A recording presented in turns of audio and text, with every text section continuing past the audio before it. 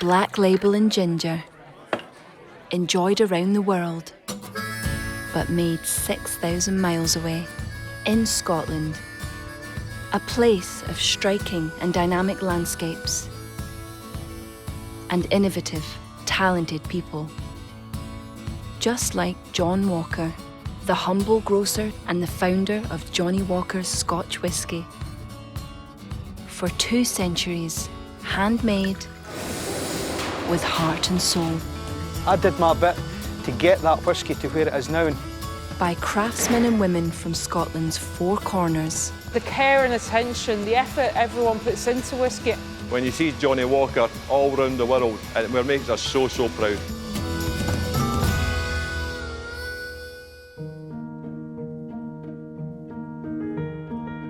Under lock and key, let's take an extraordinary stroll through the Johnnie Walker archive. Stock books, blending records, we've got ledgers to do with shipping and sales records, everything that you can imagine that records the history of Johnnie Walker. It's a really priceless asset that we have. Our story starts with John Walker. He was actually born in 1805 and he established the grocery shop in Kilmarnock in 1820, and that's where he sold blended Scotch whisky. Alexander took over from his father in 1857. One of the big things that he did was start the export trade. So you can imagine ports like Glasgow at that time were really booming, and Alexander saw the opportunity to use those trading routes to get Johnnie Walker shipped around the world. So here we have one of the original blending books for Johnnie Walker, and it lists all the blends that they were creating at that time. So to have these items in the archive is a really special thing. Since these early blends, single malts from Scotland's 4 corners have provided the rich character for Johnnie Walker Black Label. It's steeped in history and heritage. We're very lucky to have the archives where we can look back and see how Johnnie Walker Black Label has been blended over the decades, over the generations. And it's really gratifying to see that how we make it today is extremely close to how it's been made in the past. We know that we're taking these 30 or more different distilleries from across Scotland and just balancing all those beautiful flavours. Including Speyside classics like Cardew. If you think about orchard fruits, your fresh apples, pears, grape skins. Toasted malty cereal type of notes in there. In the Highlands, Diageo's most northerly distillery, Clynelish. The great thing about Clynelish is the lovely soft fruit flavours. Freshly cut green apples coming through. It also has the wonderful waxy flavour. Islay's Kalila adds a key flavour. In many ways this is a classic Islay whisky, full of smoke. And from the lowlands, Glenkinchie. You get these top notes of delicate fruit, there's hints of heather there as well. Richer, slightly heavier character. Each of the single malts in Johnnie Walker Black Label brings its own flavour and character. This depends on a number of different factors, including the shape and style of the still, the fermentation, and whether or not we use malt that's been dried using peat.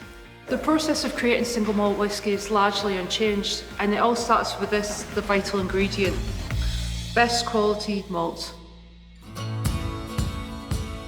Whisky is made from 4 ingredients: water, yeast, malted barley, and talented people. First, the barley is ground up and mixed with hot water in the mash tun. The starch in the barley slowly turns to sugar, leaving a sweet liquid called wort. The wort is transferred to the washbacks, huge wooden barrels where yeast is added. As the yeast consumes the sugars, alcohol is produced, creating a weak beer called wash. It's just a nice feeling knowing that you're making something that somebody's going to enjoy worldwide. It's almost mind-boggling how far and wide that is. Then it's on to the copper stills. We are a single malt distillery. We take great pride in our place. The whole history that's associated with Scotch whisky, and more so with Johnnie Walker.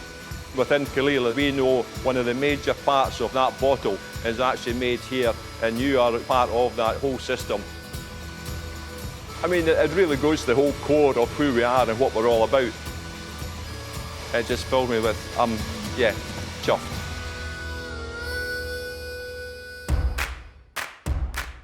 The alcohol and all the wonderful flavours in the wash have a lower boiling point than water, passing over the top of the stills as vapour and condensing as liquid.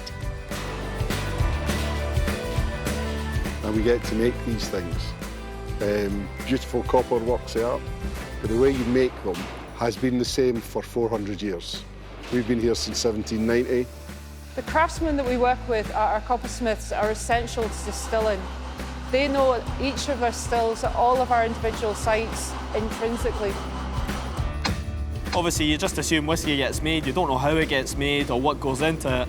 I basically make the things that make whiskey to actually be a part of that. It was quite a big thing for me.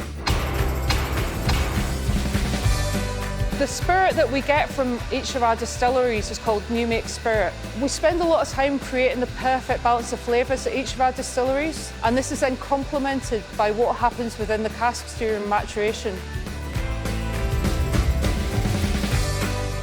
What we do here is repair, rejuvenate and rebuild casks for the whisky industry, our industry.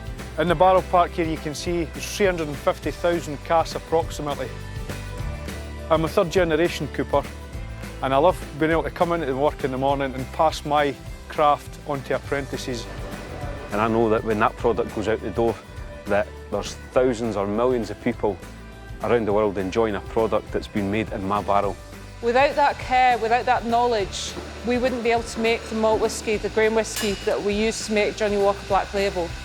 So the Walkers weren't only pioneers in terms of blending Scotch whisky, they were real innovators. A big part of the story is the huge expansion in the export trade by 1920. So they moved to the square bottle for ease of transportation, for less damages, to make sure they got more bottles in a crate. It's really innovative, a great example of them always moving forward, always thinking ahead. Huge volume of Johnnie Walker Black Label, over 60 million bottles that go around the world to various markets, out to Asia, to Singapore, to Hong Kong, Africa, Americas, all around the globe. Containers loading now for Hong Kong. Hong Kong shipment away, thank you. Sometimes I have to, stop and double check figures and think about that, the sheer size and scale of it, but it's massive.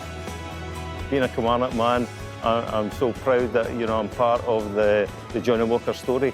In Scotland, we're a very sharing nation, so we like to get our product out around the world. Nearly 200 years of heritage, history, the craft of blending that we are now responsible for. It comes from across the Four Corners. It's intrinsically linked with the people and the places where it's made. And to see that all come together in the blend and then that to be shipped all around the world and enjoyed, it's heartwarming.